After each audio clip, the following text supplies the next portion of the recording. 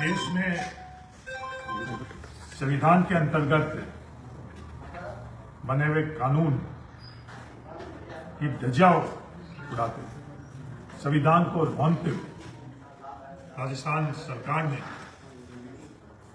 जो उसके अधिकार क्षेत्र में ही नहीं, 31 दिसंबर 2025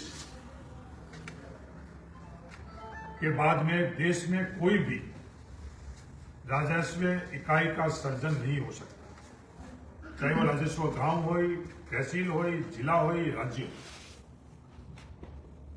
तो राजस्थान सरकार में बैठे हुए लोग उन्हें संविधान को कुचला, नियमों को और कानून को कुचला और गैर कानूनी ढंग से, गैर संवैधानिक ढंग से उन्होंने 2 तारीख को एक तुगलकी फैसला किया, जिसके अंतर्गत पूरे राजस्थान में पंचायती राज का पुनर्गठन हो रहा था। तो इकलौता बाड़मेर जिला किस मकसद से पूरे राजस्थान में एक जिले में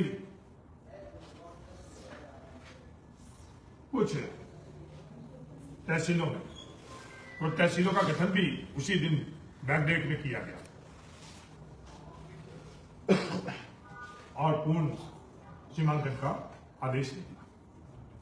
उस पूर्ण सीमांकन के आदेश के बाद आज केविट लगा देना, मैं राजस्थान सरकार को आग्रह करना चाहता हूं, ये केविट आप न्यायालय में लगा सकते हो, कानून तौर के ऊपर आप अपने खुद की कानूनी ताकत से लड़ाई लड़ सकते हो, पर जनता के दिलों के ऊपर कोई केविट नहीं लगती। जनता सब जानती है, कोई भी बाड़मेर की जनता के पास आकर ये कह दे कि ये 31 तारीख को कानूनन तौर पर जो दिन तारीख तय थी, उस दिन ही ये फैसला हुआ।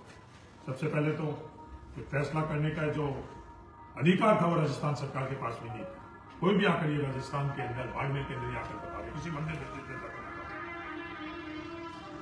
दूसरा कि जो फैसला किया है, क्या ये न्याय संगत है? एक तहसील से बाइतोर गिड़ा बना, पंचायत समिति गिड़ा बनी और तहसील गिड़ा बनी। जब मैं लोकसभा का सदस्य था और हिमाराम जी चौधरी साहब राजस्व मंत्री थे, उस समय गिड़ा तहसील का सर्जन था। गिड़ा के लोगों की भावनाओं के अनुरूप वो गिड़ा तहसील बनी। किस मकसद से गिड़ा तहसील को बाइतू तहसील से अलग कर एक को एक जिले में, दूसरे को दूसरे।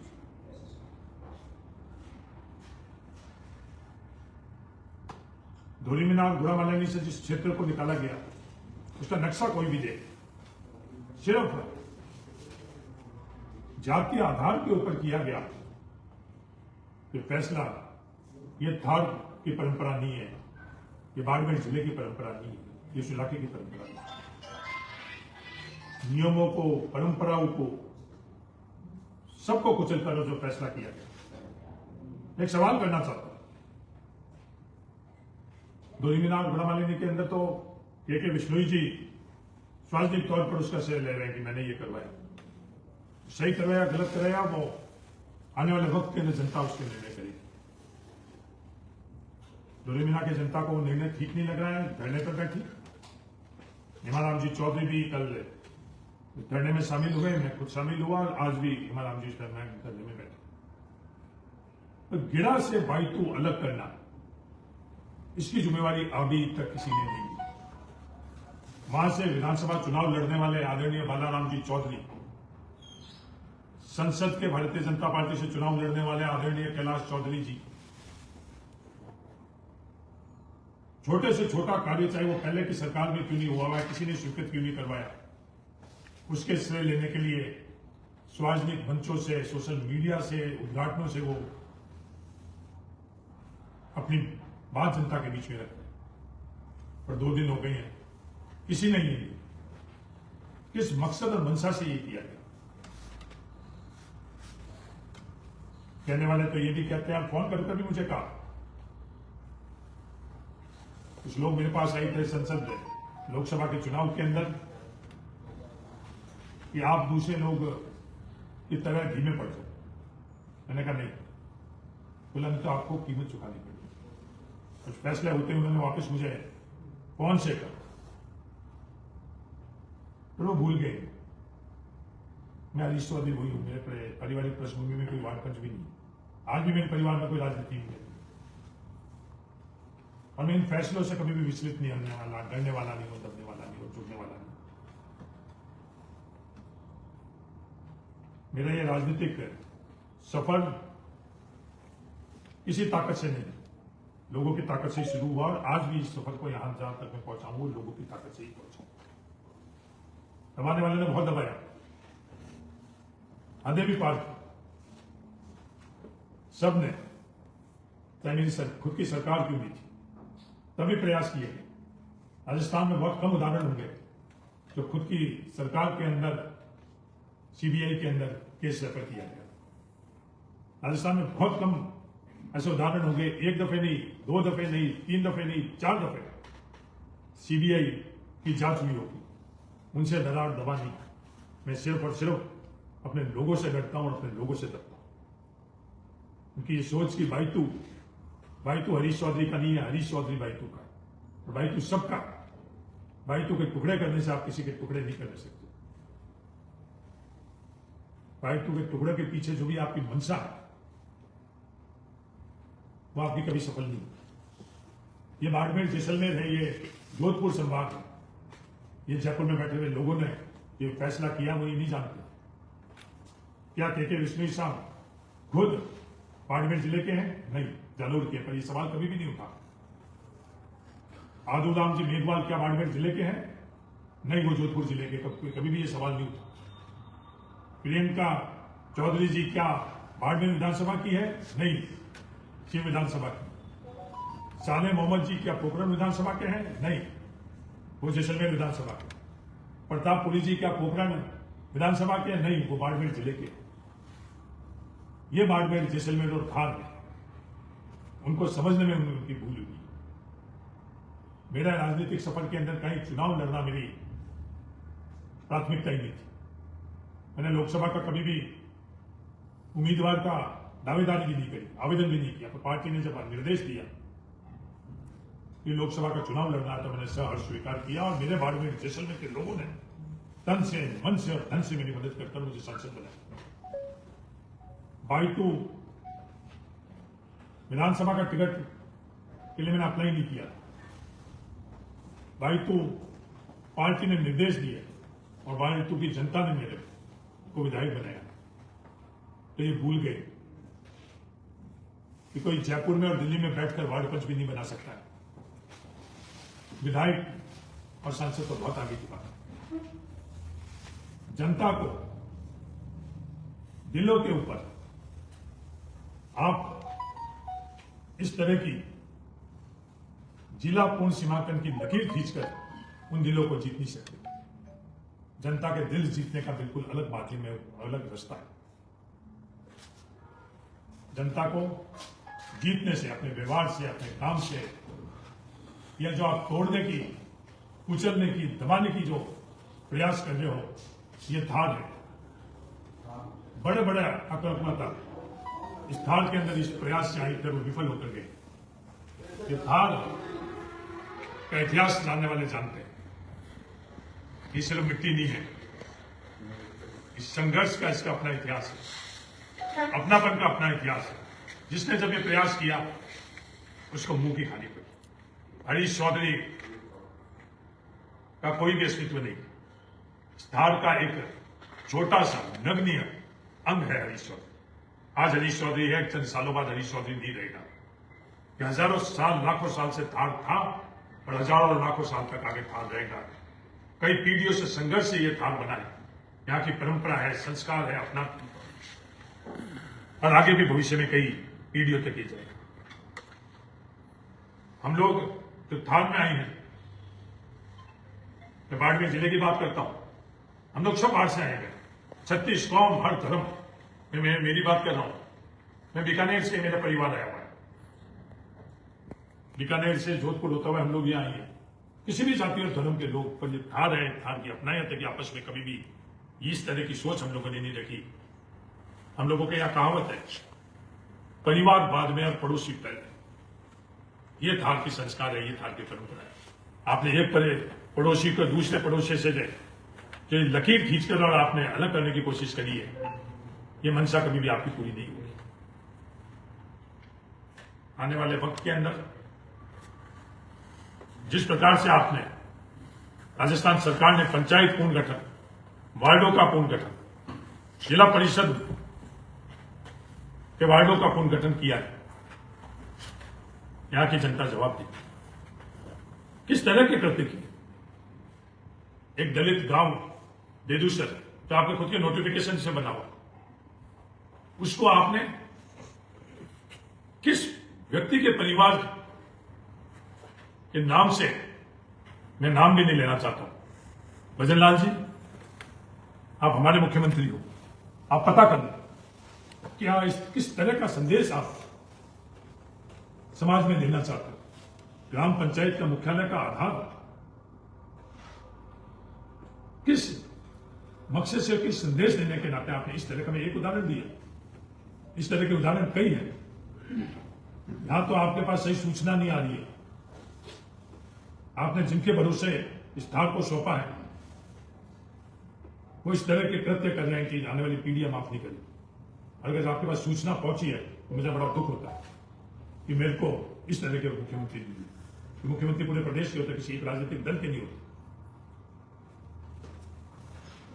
डोरीमीना के लोग धरने पर बैठे हैं और ये लड़ाई जो है देश के लिए नई बहस आरएसएस के मुखिया ने छेड़ी कि सत्य और शक्ति के अंदर ये देश में शक्ति से सत्य को दबाने का प्रयास किया जा रहा है। 180 किलोमीटर दूर लोग पूछ रहे हैं कि क्या तर्क है डोरीमीना बाड़मेर में रहे, सिर्फ सवाल करना अलग बात है। 180 किलोमीटर दूर डोरीमीना का व्यक्ति कहां फालोता जाएगा, तो डोरीमीना से 60 किलोमीटर दूर ही बाड़मेर, क्या यह व्यवहारिक है? और डोरीमीना और गुड़ामालनी पंचायत जो तहसील है, उनसे जिस तरह से ये लकीर खींची गई, उन्हें यह भी बताना चाहता हूं, भारतीय जनता पार्टी को मैं बताना चाहता हूं, जिन लोगों को आपने उस लकीर से तोड़ा है, इस बार तो हम लोगों के साथ रही धार की जनता। 2 दफे जिन लोगों को आपने अलग किया है, वहां के बूथ का अध्ययन कर लो। भारतीय जनता पार्टी के नरेंद्र मोदी जी को प्रधानमंत्री बनाने के लिए उन लोगों ने आपको मत दिया, कांग्रेस पार्टी को मत नहीं दिया। जिन्होंने आपका साथ दिया, उनके साथ भी आप लोगों ने इस तरह का कृत्य किया। लोकतंत्र के अंदर ऐसा बहुत चंद उदाहरण आपको मिलेंगे। हाल से लोकसभा चुनाव के अंदर जिन्होंने भी आपको लकीर खींचकर और तोड़ने के लिए करा था, तो वो लकीर की इस तरफ भी भारतीय जनता पार्टी को वोट नहीं दिया, तो उस तरफ वालों ने भी भारतीय जनता पार्टी को नहीं दिया। अगर भारतीय जनता पार्टी के दृष्टिकोण से अगर आप आकलन करते हो, वो भी गए समझ से परे हैं कि ये फैसले के अंदर क्या आधार था।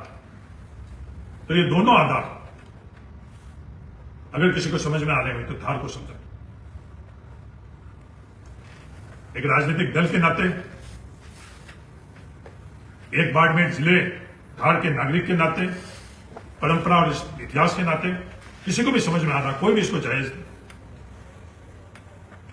सरकार को भी आगाह करना चाहता हूं, केविट तो आपने लगा दी। जिन अंगुलियों की आप लोग इस धार में नई संस्कृति पैदा करना चाहते हो, उस अंगुली की ताकत को आप नहीं जानते हो। हर नागरिक को, पात्रधारक नागरिक जब मतदाता बन जाता है, तो वो अंगुली जो वोटर मशीन के ऊपर, वोट मशीन के ऊपर दबती है, वो ही अंगुली इस लोकतंत्र के अंदर काम में आती है। उसके अलावा अंगुली का उपयोग किसी भी तरह से आप कर लो, वो अंगुली का कोई मायने नहीं।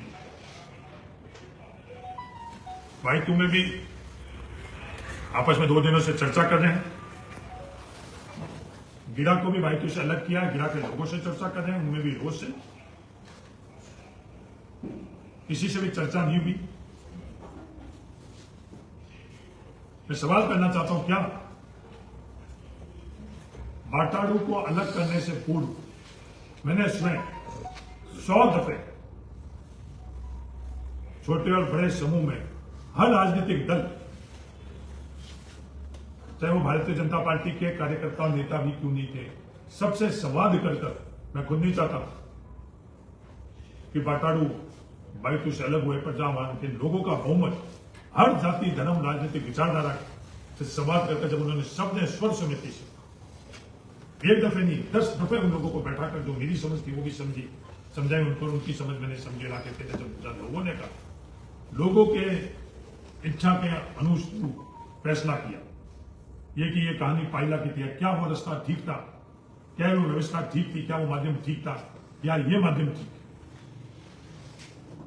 इसका फैसला मैं थार की जनता के ऊपर छोड़ता। मुझे विश्वास है थार अपनी अपने से ये अगर इन लोगों की सोच है कि आने वाले समय के अंदर विधानसभा लोकसभा के पूर्ण सीमांकन होंगे, अगर कोई विधायक ये सोच रहा है कि मैं दूधवा उप तहसील को गिड़ा में डाल दूंगा और मैं विधायक बन जाऊंगा, तो मदन प्रजापत एक सिर्फ प्रजापत जाति से विधायक नहीं बने। 36 जाति का मदन प्रजापत को सहयोग था और मदन प्रजापत को कांग्रेस के उम्मीदवार के तौर पर अगर कांग्रेस के उम्मीदवार बनाएगी तो 36 फॉर्म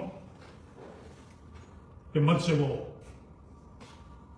विधायक बनेगा। तो इस तरह से आप एक जाति को दूसरी जाति से अलग कर करो, अगर आपकी सोच है तो थार इसका जवाब दे।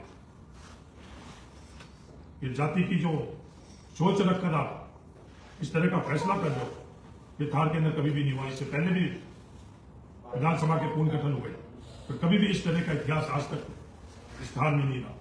ये वही थार है जो पंडित देवदत्त तिवारी जी उत्तर प्रदेश से जो उनके सिर्फ परिवार के 3 सदस्य यहाँ आए उनको भी विधायक बनाकर भेजा।